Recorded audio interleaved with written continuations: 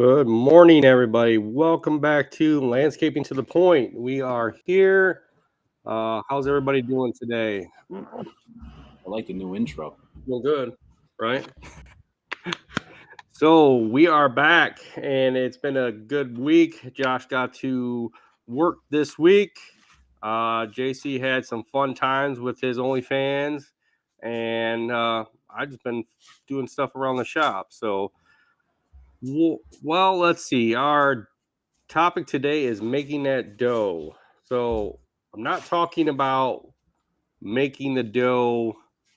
How would you say this? Making bread. Maybe we're making bread. I don't know. I mean, we are making bread in a way, but Josh, can you explain how you make that dough?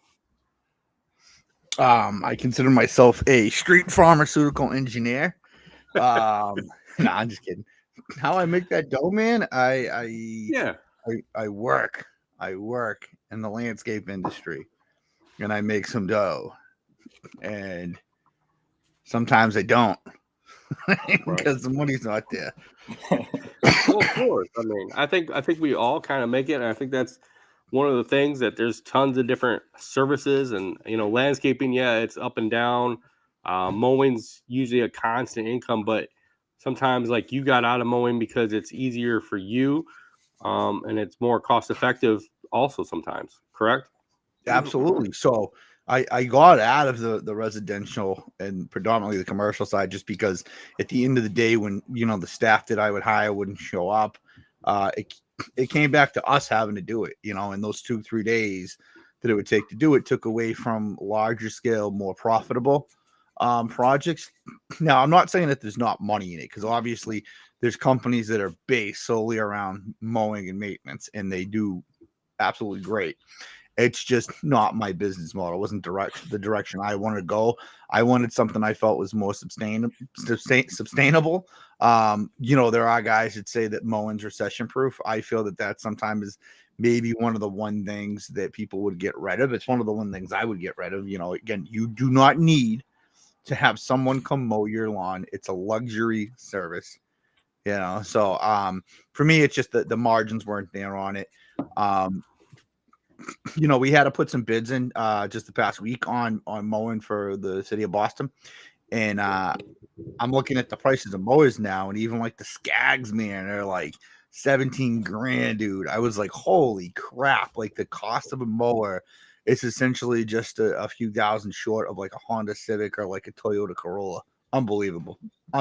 Yeah, I mean, the prices of everything has gone up. Double. Yeah, small equipment has gone up from even from when I first started, but mowers have just skyrocketed in price, and it's one of those things. Like I guess to start in, if you were gonna go and buy all the equipment, you're looking at 50,000 to 100,000 just to get all the equipment and a decent truck before you even start a business. That's a good loan to start out with. You know, that's I mean I can't see going into a place and saying, yeah, I want $100,000 so I can start mowing. That's but And what do you do? they're not gonna give it to you because unless Right. even with open book policy, like in set contracts, like unless you have 5 years worth of financials, like they're not gonna feel comfortable giving you $100,000 for a truck and a mower. There's people that have gone in with brick and mortar buildings that have a hard time getting that. Right. Yeah. It's a lot. It's a lot. Now, JC makes dough too. He does his OnlyFans. That's how he makes his dough. So, I Not mean, this week. yeah, not legally, but Not this it week. is legal in some states. But as you mow, do you feel you make great cash on and dough doing the mowing and landscaping that you do, JC? From a part-time perspective, I always know that I can make more. Right. But the money that I do or that I have made when I've been doing it part-time, it's been good. As far as supplemental income because I have a full-time. But it's almost a sense where I'm able to I can't how do I focus on that? What kind of magic trick? Just He's got completely magic off the tricks, train of guys. thought. That's freaking awesome. No, it's like I've always been on that line where I know that I could always make more if I invest more time Right. into it. But with my circumstances, my main bread and butter is my full time job, and it's always been good. At least where I service from, or my clients, they're people that kind of need it more so than want it as a luxury service. But I definitely understand where Josh is coming from. If you're young enough and you could buy a used mower, there's no reason why you can't mow your own lawn. So But just even people. that, I mean, I feel like even right now, I was looking the other day on even Facebook Marketplace for mowers. Okay, used mowers anymore are going 5, 6 grand. So just, I mean, even if you bought a used commercial mower, but one by yourself, could you? I mean, yeah, you could make that back in 1 year, but that's a lot to go right off the bat. Don't you guys think? I think homeowners, though, if they're going to be doing it on their own, they're going to Home Depot and buying that $3,000, yard tractor, whatever you call it, those types of mowers, and they're doing it that way, Right. putting it on finance and going that route instead of paying weekly or bi-weekly another service. I Right. kind of think more people are doing that. Um, but yeah, I mean, it's still a good business to get into, especially starting off with minimal equipment. Get that small push mower, do that a little bit, and then build up as you go along as you get more clients. Okay, so what other things can we make go on as we're doing mowing? I mean, I know there's a lot of different services. We've talked about this in the past of different services. Um, Josh, now you strictly contain to just landscaping, hardscaping, but when you did your mowing, what other services did you provide? So I'd say across the board, like minus like the fertilizer, the power washing.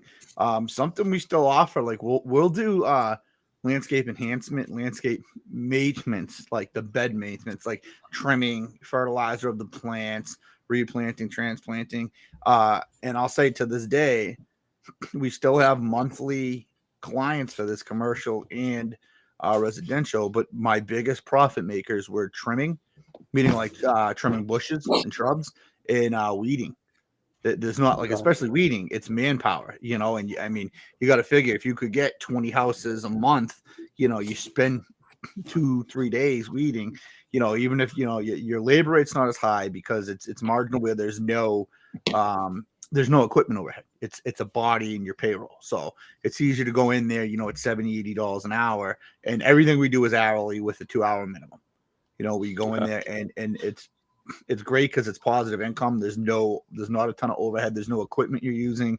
You could go over with the Ford Ranger we bought and knock it out with that in a trash barrel. So that's what's great about that. And so I'd say, the big money makers for me were in July, the pruning, and then the monthly weeding.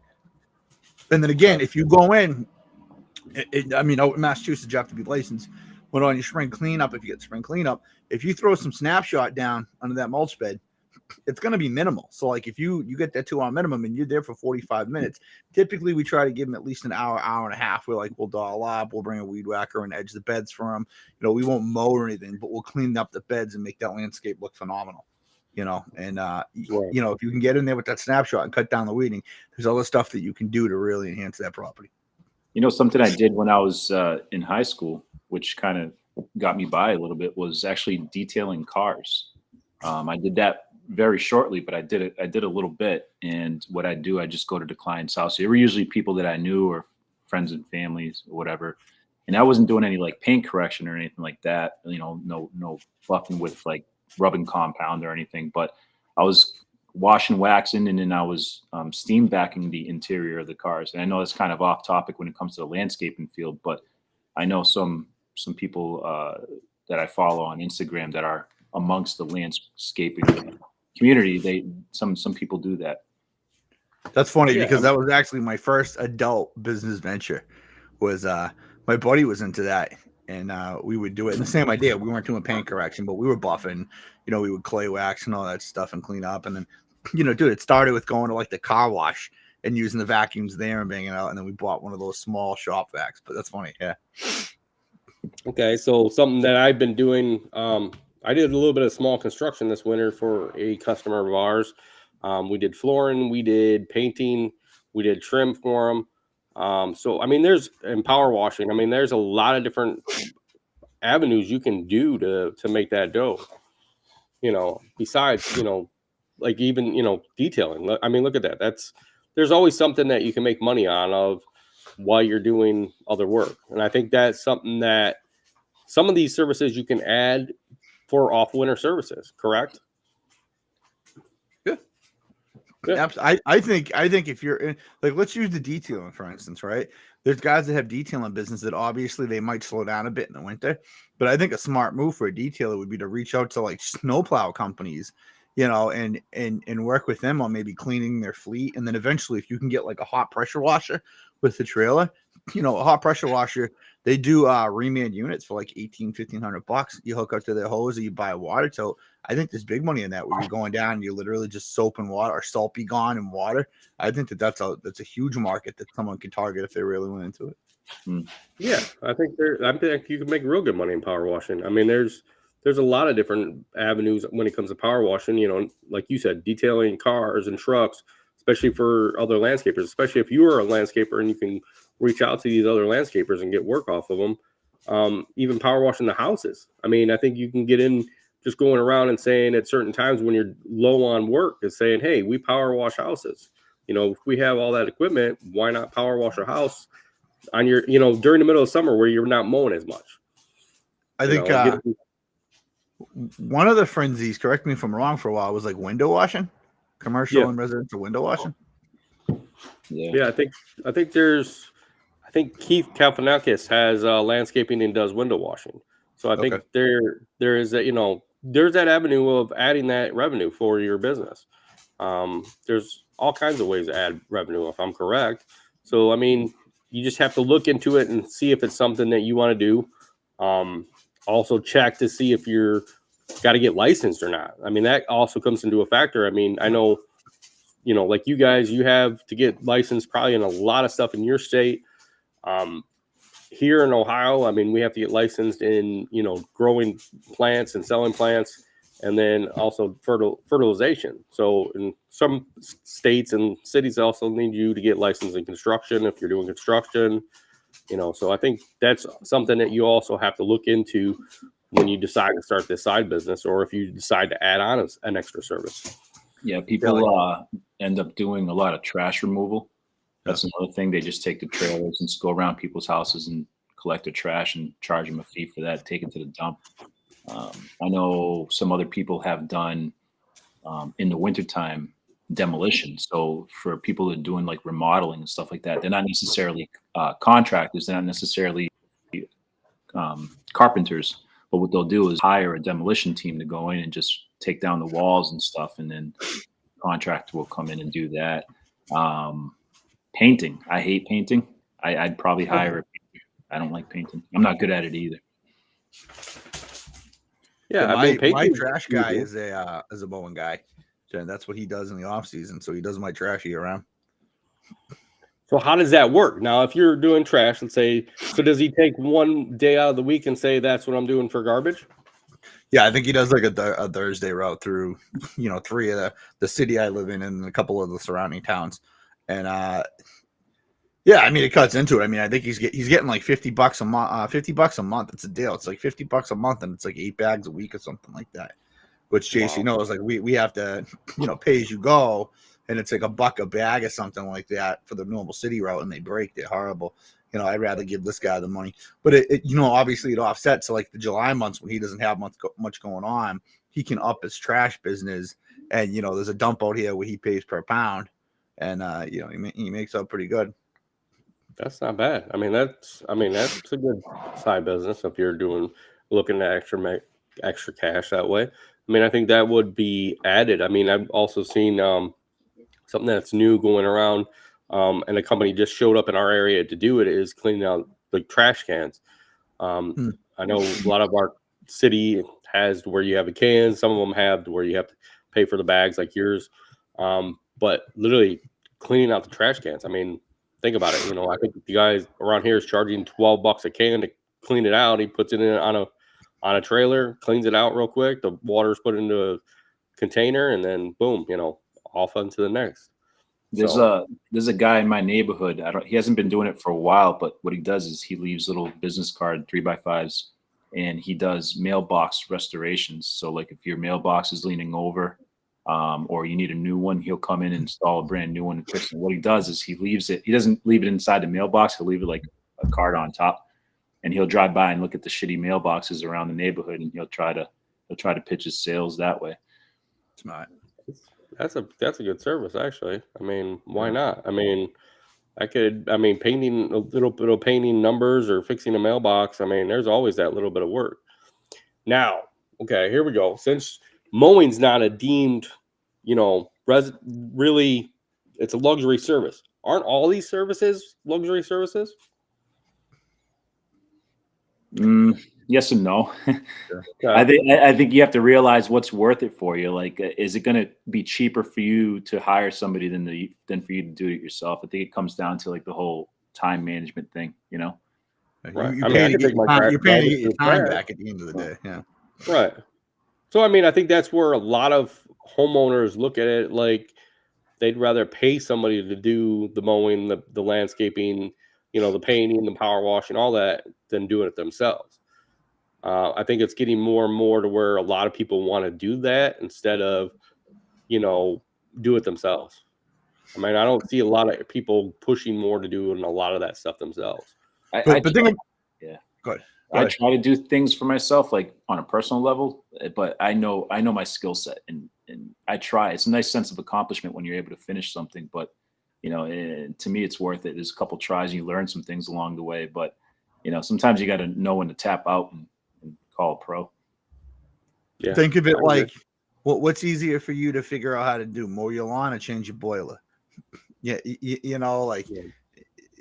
That's why I call it a luxury service, because a lot of the stuff in the landscape, minus the stuff like, trimming the bushes if you're trying to be like pristine. Okay, yeah, I see JC's lips moving. I'm like, am I muted?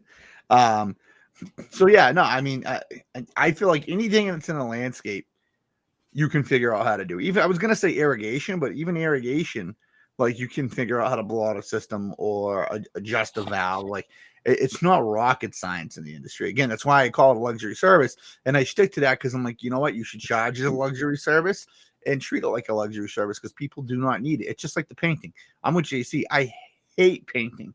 It's just one of those things. No matter how fun I try to make it, I just don't like it. I'm the same way.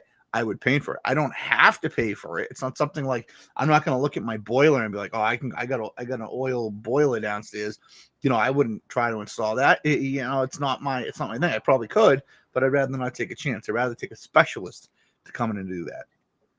But I mean, coming around with a painter, hire a painter out of convenience. Again, you get your time back and you can be more constructive with the time.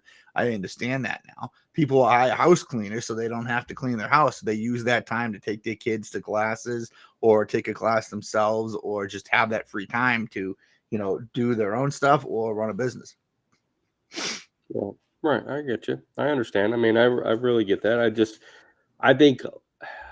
I feel certain people, yeah, they can learn how to do a lot of these services and do it themselves. But a lot of people start to do themselves and then they realize that they messed it up. So then they turn around and go back to a pro after they already messed it up and say, hey, I messed this up. And then they're just like, I don't want to deal with this no more because of the mess up. Yeah, irrigation is easier for a homeowner to do. But if you're not blowing it out right, you're going to destroy a system in a matter of seconds. And then, you're involved in having to fix that system, or paying out the butt to fix a system.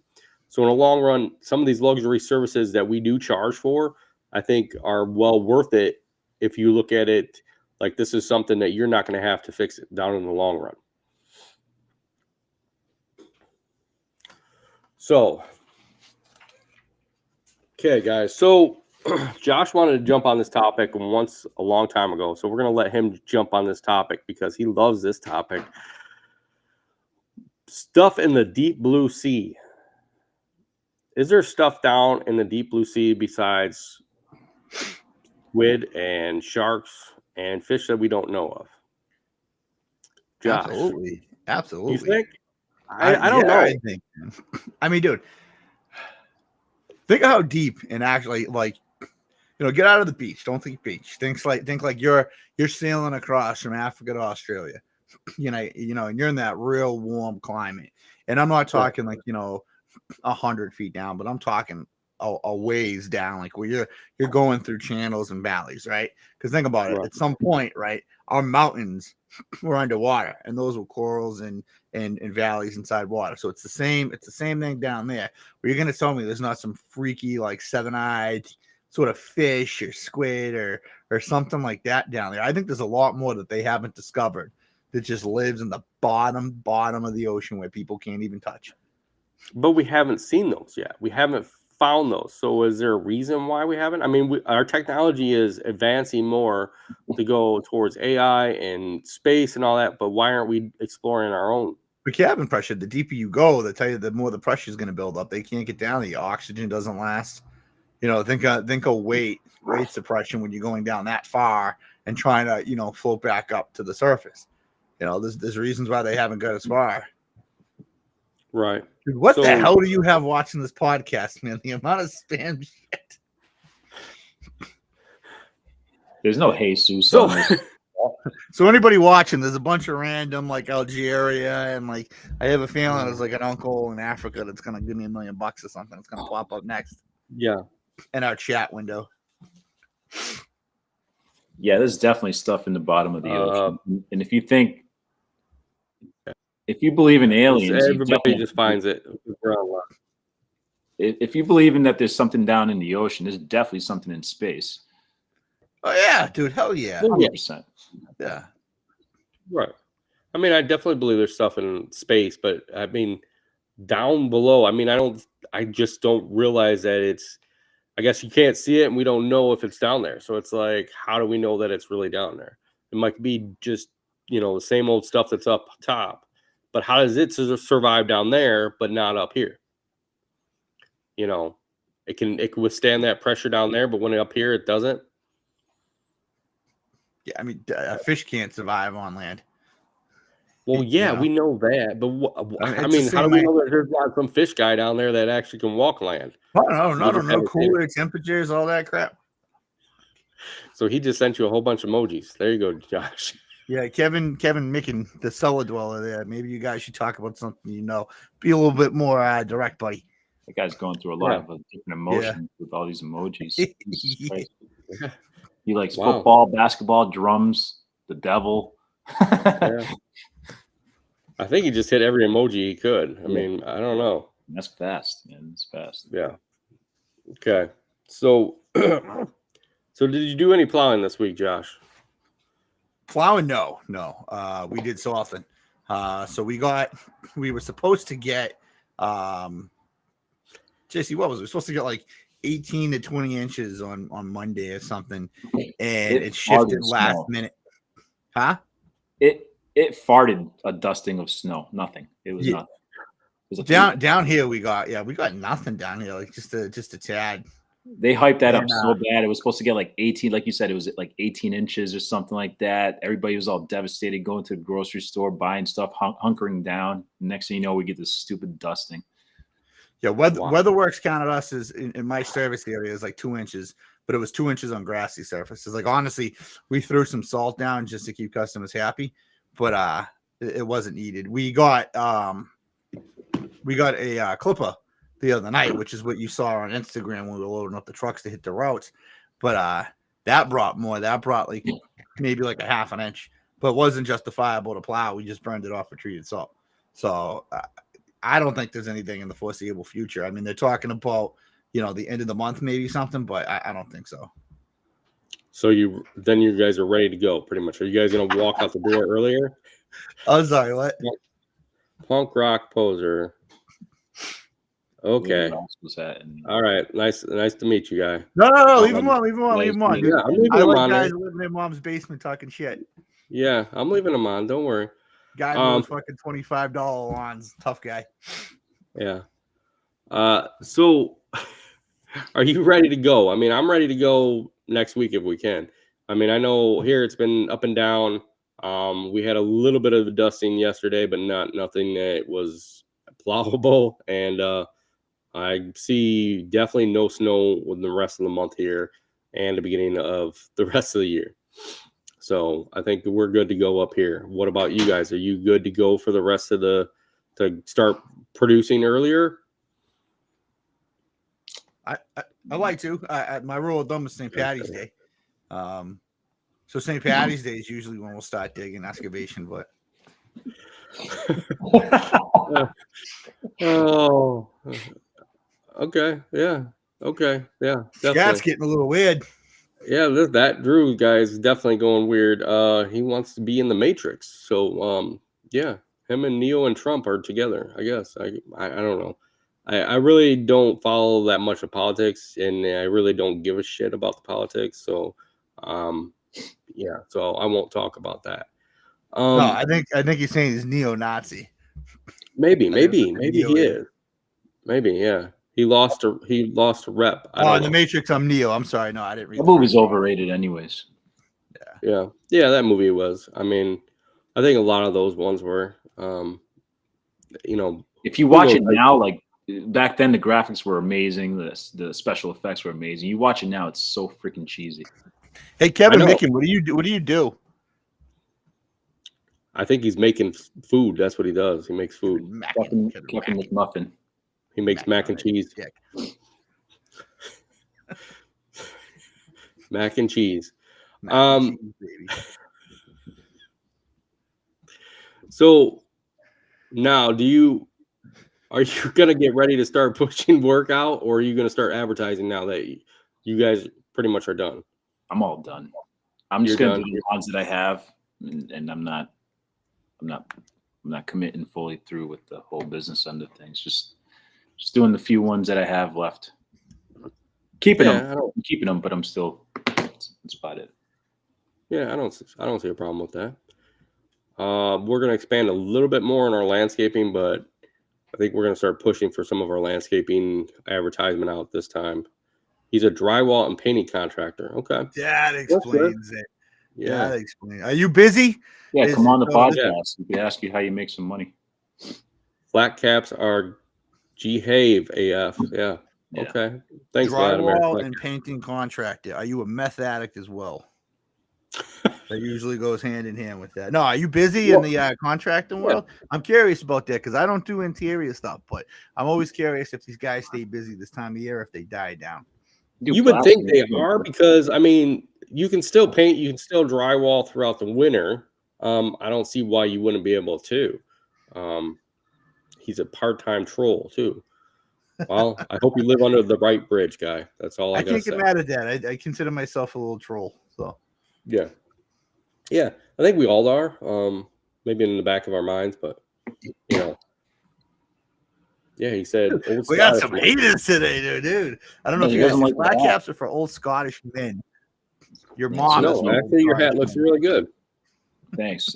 Yeah, you know, some people have to hide their head with a hat, but if this idiot noticed that every week I wear a different hat, that's why. So watch the podcast. Yeah, watch the podcast every week, or go back and watch it on YouTube, and you'll see that he wears a different hat every week. And then Josh is always somewhere different. I mean, he's always somewhere different. You never know where he's at. Yeah, Vladimir. Next week I'm at your mom's house. He's so it slowed down in Wisconsin. He says Heflin Mac, and he's keeping a few guys going. Well, that's good. I mean, it's always good to be able to keep guys working. I think even in the landscaping industry like us, you got to keep guys working. Now, Josh, do you keep your guys working, doing stuff inside the shop if they can, or do you kind of put them on a leave of absence till it snows? They'll collect when it snows. Right now, like I'm considering getting into the inside stuff, but even like this guy Kevin, you know, I'm not an inside guy, so it's tough to get in. Like I can do small stuff like, you know, trim work, very light hat carpentry, patchwork, and we're thinking about getting into that and bringing guys on. But right now, it's just like an unemployment. If something comes up, then we would do it. But I think the guys we work our asses off from like March till November, December. So guys deserve the winter off. And then when it snows, man, I mean, we're usually out full fledged when it snows. That 18-inch storm that we got being the year, that was 37 hours for most of us. My crew, and then we averaged about 100 hours for the month of January between salt and inspections and all that stuff. So they made out pretty well. So now, do you guys bank their money, or they just collect unemployment and wait for it to work? They bank it. Bank it. Okay. Yeah, that's a good way of doing it. I've seen a lot of companies that do that to where they bank their hours, and then they still be able to get paid. During the winter, I've seen a couple places. I know one place I worked for, they considered it Chinese overtime. So literally you got paid the same hours. Yeah, it was the same pay you got normally, but anything over the overtime was actually banked. And then you got paid that when we were on the slow period. But they considered it Chinese overtime. I never really got why they called it Chinese overtime. But at least you still got your 40 hours a week throughout the winter. So that was a kind of good thing that you could work. Maybe during the winter we worked, I think 10 to 15 hours and we still got our 40. So it was still pretty good. And then during the summer, when you worked 50 hours, you got 50 hours, but anything of that overtime was split off to where, and you got your stuff during the thing. So you can't do that in Massachusetts. So like they work OT, you gotta pay out OT. Even if like there used to be some guys that would say, hey, we'll split the difference, and what they'll do is anything overtime in the winter, they'll give you straight pay. So if you make $25 an hour over 40 in the winter, you get the $25 an hour. But it doesn't work like that in Mass. I mean, you get some serious trouble over here. Right. I don't blame you. But yeah, I mean, there's a lot of people that work, and I see Kaplan, he said a lot of his construction workers go on unemployment there during the winter in Wisconsin. Vladimir, I wonder if they do any under the table hustles during the wintertime while they're unemployed. Yeah, that's one of those things. I've seen a lot of construction guys that try to do that kind of stuff during the winter to make some extra cash. There's not many. I mean, a lot of companies don't want to pay under the table. They don't want to get hit. They're worried about that too. I mean, so unless they're doing stuff on the side and trying to do stuff on the side, which I see a lot of companies people trying to go off and do that. Yeah. So the guy Vlad here, that's a raw deal. That's a raw deal, like letting your boss hold and use your money all the warm season. No, because like I don't know. You're in, I think you said upstate New York. So similar, like in Massachusetts, we stop around Thanksgiving and we stop back up around St. Patty's Day. A lot of guys, and just in the industry up here, have the option to collect their unemployment and bank their snow hours, which means they won't collect it. They won't get the money because they have to report it during the unemployment season, which means when the unemployment, they report the unemployment, they lose out. And what they'll do is they'll average out their overtime with that, and it'll drop their overtime hours. So they lose the pay. Now, if they bank it and then in April they get a check for all that time, it's not interfering with that, and they still get that check. They pay taxes on it. It's almost a wash. It's not legal to do, but a lot of guys in a lot of industries around here will do it to help guys out, and you can take draws off it too. Okay. Yeah, that's very interesting. No, the guy did not pay interest on Chinese overtime. I don't even know. I know the company was sold about 5 years ago. I only worked there 2 years before I started my own stuff. So literally I don't even know what they do anymore over there. But yeah, Chinese overtime was kind of a weird thing to ever have, and I personally never went that way. So so that's interesting how they take a draw off of it. Now, when they take a draw, do they report that also? And do you have to report it to the state to let them know that they took a withdrawal? No, it's tricky. So when they take a draw, basically it comes out of what they would get in the spring, but they still have to be taxed on it. So you would write in, it's almost like a payback, or you'll write in a few hours of overtime for the first few weeks, and then let them get taxed off that. And they're not actually getting cash value of it, or it goes towards basically like an hourly buyback something like that. It's tough. You don't want to do it with everyone because it does get confusing, and some people think you're stealing from it. That's why a lot of guys will give the option. The problem is like you make $200 on the snow, and then you call on it. You know, you're screwing up. Let's say you're getting $400 or $500 a week on unemployment. Now they'll knock you down to $150. Cost of groceries, dude. I went to the grocery store yesterday and got a few things. It was $200. Right. You know, it screws you up, especially in the winter. That's why I would like, you know, if I could get guys and train them for light interior work, you know, not to take things about from interior contractors, but just keep guys on payroll at least like 20, 30 hours a week during the winter. That'd be great. So that you didn't have to do this bullshit, you know. Vlad asks, have you been thinking about trying to do some remodeling at beach towns for the off season? Anyone done that? I've heard of a guy in my area that way back about 10, 15 years ago, he used to take his guys. He did landscaping. Right now, he got out of landscaping. He just does excavating and garbage removal. But he used to take his guys during the winter. He would buy a house and totally reflip it, remodel it, reflip it. And then during the summer, he'd sell it and buy another one. So that way during the winter, he always had work for his guys to do because he didn't do any snow removal. So it actually gave him guys work full time to actually work on this. And he would pay his guys time, you know, their time to go ahead and work 40 hours a week to work and do stuff. So I think there is that type of work that you can go out and do stuff like that. Now, would you guys be interested in doing that? That's not a bad idea, actually. If I was a single guy with no kids, if I had a wife, whatever, but I think I would do it. I think I would try to live. I would try to live in the place and maybe split the difference on the labor, you know, and kind of do like a traveling gig, like maybe work from like the Maine coast, you know, all the way down the East Coast, you know, make your way to those aroma climates. I knew a guy in a body shop I worked at years and years and years ago that would do that. He would basically to save money on the rent, he would live in those places year round and kind of bounce around and get you know, free rent. And then he would, you know, do the molding, he would do drywall, paint, and everything. In exchange, get the free rent and then still make a wage off it. Yeah, I get that. Yeah, we do landscaping, snow in the winter and leaves in the fall. We do some other things. We built a house during the last 3 winters, and then this year we actually have done some light construction. And I think that could be a good thing. But you know, I think if I was going to buy something, let's say down south to fix up, like you said, I think I'd move down there and live there and fix it up for a couple months. And I'm down there. You know, that could be a good thing to do during the winter. You know, I knew a guy that he was a kid when I was a kid, and he'd go to Home Depot or one of those places and buy one of those pre-made picnic tables. Then he'd take it out. He wasn't good in construction, but he'd take them all apart.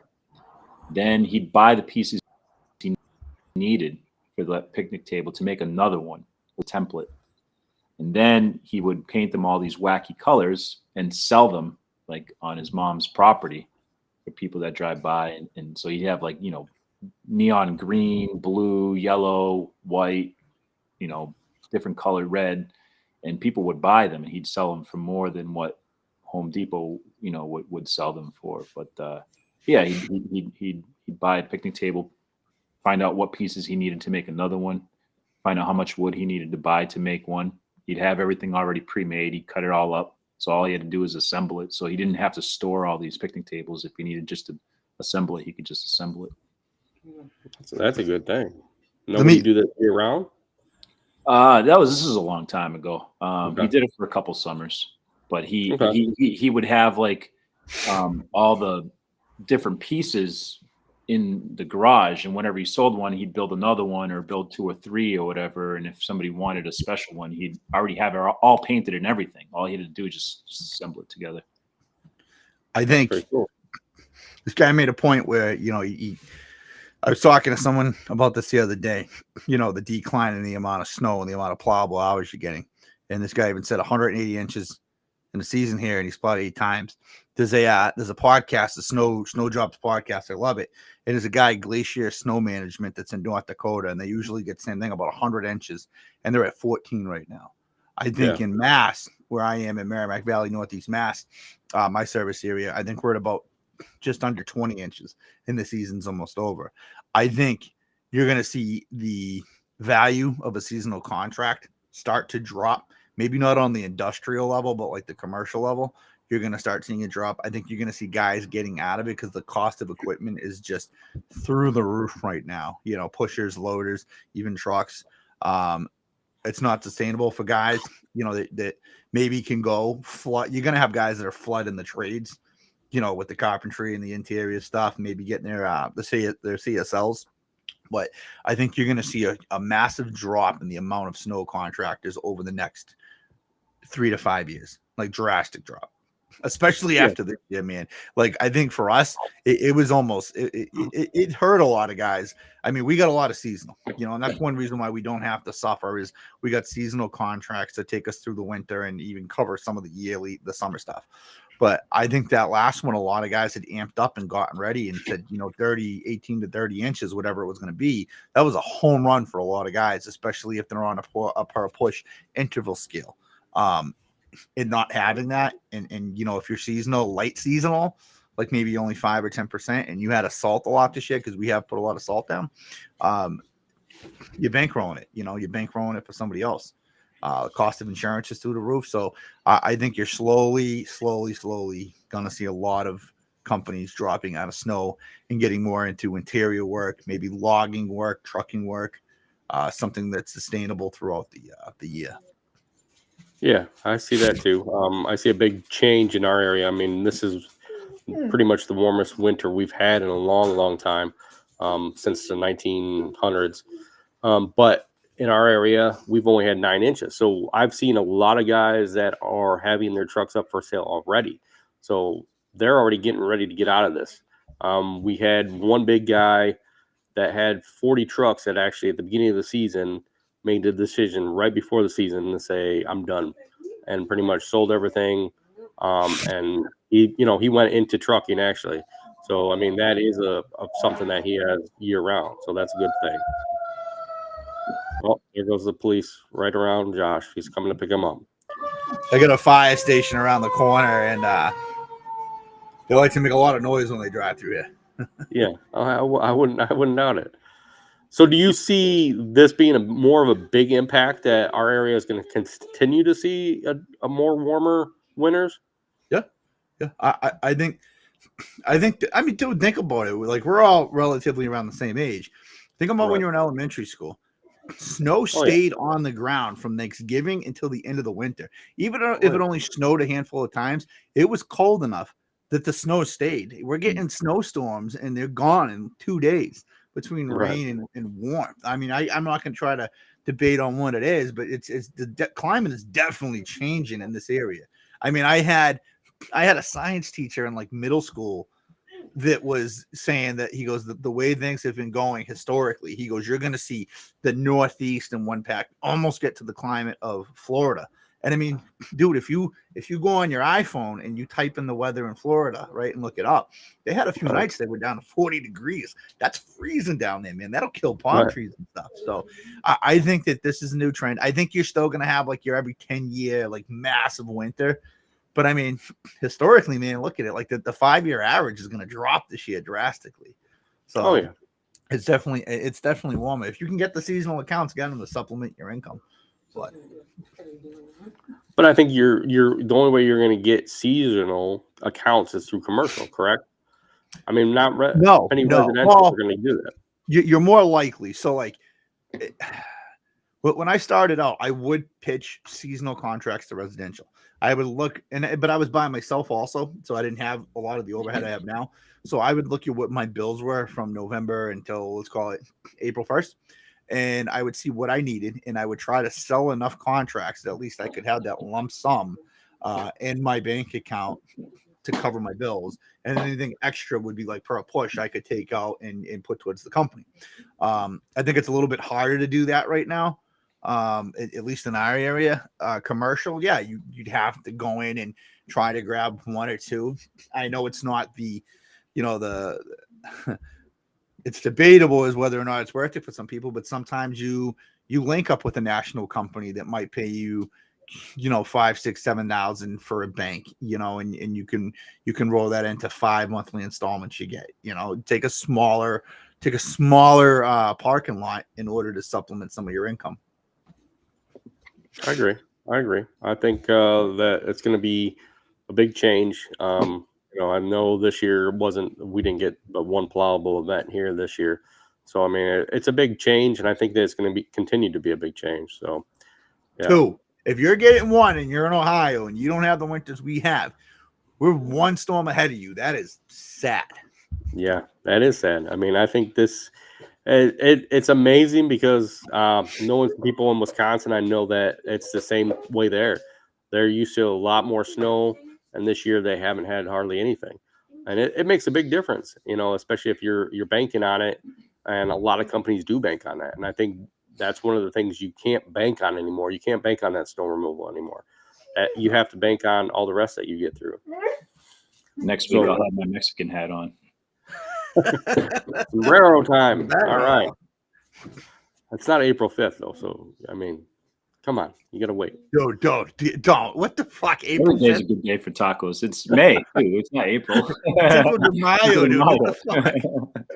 Well, April 5th. It's coming up. Okay. Never mind. Yeah. April 5th is the cornfield festival out there in the Midwest. No, actually, ours is in middle of July, okay, when the corn's growing, okay? We don't do it in middle of May. We don't have corn growing in May. Jeez, or April. Jeez. Listen, I got a grocery store. It grows all year for me. Open the freezer. Yeah, I bet it does.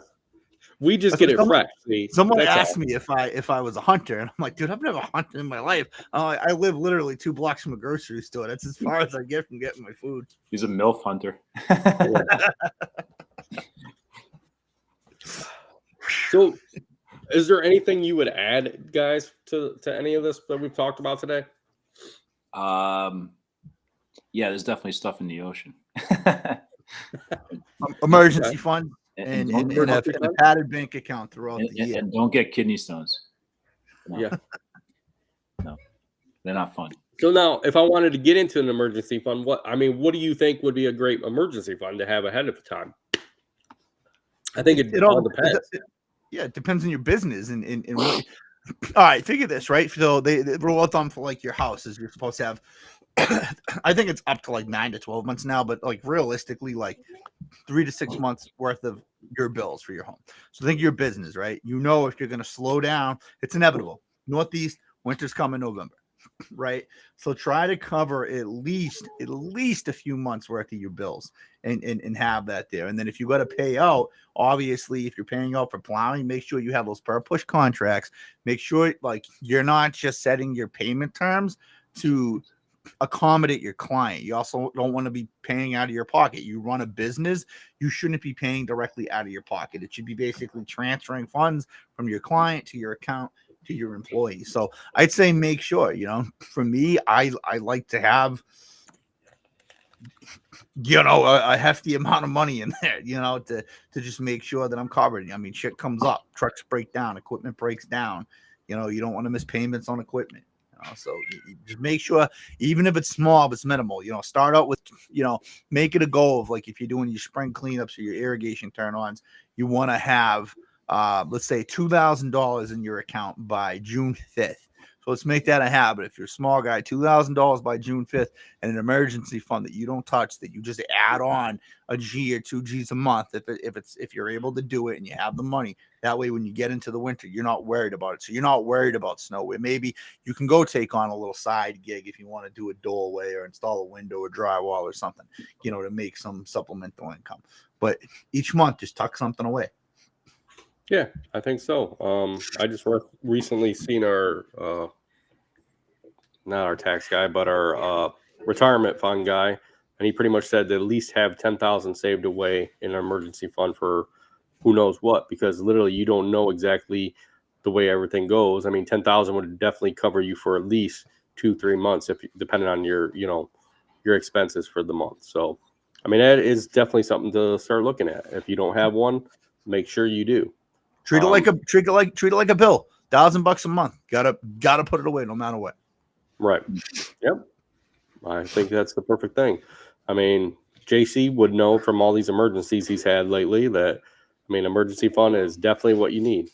Yeah, I know people have their differences in opinions, whatnot, but I am a huge Dave Ramsey guy on a personal level as far as my personal finances go. So I kind of do everything based off of his principles and stuff. And I know there's other methods, there's other ways of tackling and gaining income and gaining wealth. But it's what's worked for me on a personal level, just for myself. I like it. I got a question on that because I tried following Dave Ramsey, right? And I completely understand the business model or the personal model of like no debt and paying things. But I just don't fucking get some of the people that come in and say they pay off like $190,000 in debt in like a year. And then in addition to that, so like I'm thinking, right? Like, and I'm always a person that like I weigh risks, right? I always calculate my risk in my business, right? I try to do it in my personal life. But like people will call up the shows and say, hey, I want a car. And I go, it all depends on your finance. But his big thing is like buy that used car, right? When I look at that, I get not having the payment. But when you buy a used car, let's say you just get unlucky and you get that, it costs you $5,000 this year to maintain it, and then maybe $3,000 next year in repairs. What's the difference of like taking out a lease for $200 a month? That's what Right. those are the small things I don't understand. Where it's like now you have reliability where you're not going to break down. You'll get there on time, and it's just a monthly payment. Versus like, what about if you break down on the highway in the middle of nowhere? Yeah, I mean, there's it's a matter of how disciplined you are with it, I guess. And certain people, won't do it 100%, and they find themselves in situations like that. And I'm not here to justify any of his 100% stuff on all the things that happens, because there's a lot of what ifs in life. I think what his principle is that a major repair on a car, if it happens, it's not going to be more than once or twice a year, like major cost. And still on the price of that repair is still going to be less on what you would pay monthly and per year on a lease or a brand new car on a car payment like that. And then you're temporarily keeping the car and then putting money aside on a fund towards your next car. So then when you trade your car in the next year, a used car doesn't really depreciate as much. So if you buy a $5,000 car, you could probably sell it the next year for $4,500 or $4,000. And any money you saved in that year, let's say you saved $3,000. Now you sell that car for $4,000. You take your $3,000. Now you buy yourself a $7,000 car. And you continue repeating that process. Okay, that's a lot. That's a lot. Yeah. But yeah, I think that's a good, model of doing. Yeah, JC's all dressed up for church. Yes, Nick, you're a little late there, buddy. Has nobody seen a fucking scally cap in their life? Like, what the fuck? Yeah. It was just a new. I don't know. What the fuck? It's I have, and but yeah, I guess I don't like wearing it backwards. That's kind of weird. You going that Yeah. 80s like hip hop style there? Yeah. I like Ghostface Killer. Yeah, right. Yeah. Yeah, it is Kangos. smart. Remember the Kangos? Yep. LL Cool J back in the day. That's like late like 80s, 90s. Yeah, he's the Nothing fur to the Kangos. 2000s. They had the Yeah, I was a baby then. LL Cool J is hard as hell. Yeah. So I think we talked a lot about different things. It's absolutely not Ohio thing. Yes, down where you're at, it's all corn. We know that, Nick. You got corn and Amish. He's got Amish people by him down in his part of Ohio. So he likes them horses. So stay tuned next week for my next hat. Yeah. Next week we will have a new hat on JC. Josh will maybe be in a different spot. Who knows? Yeah. Still waiting for him to get from the jail cell. I don't know where he's going to be at in that jail cell one, but eventually we'll have one. Okay. But thanks, guys, for listening to Landscaping to the Point. Continue to listen to us. Watch us on YouTube, wherever you listen to it. Thank you, guys. Also, comment, hit us up with some comments. It's definitely what we like to know. We want to know if there's anything you'd like to hear about. And then I also want to thank our sponsor, Cujo Yardware, for sponsoring the show. Go ahead, check them out in the link. And thanks, guys, for having a good talk. And I think we learned a lot about different things, that the ocean is definitely deep and there's stuff down there. And you can make money doing anything. And definitely have an emergency fund. See you guys. Have a good week.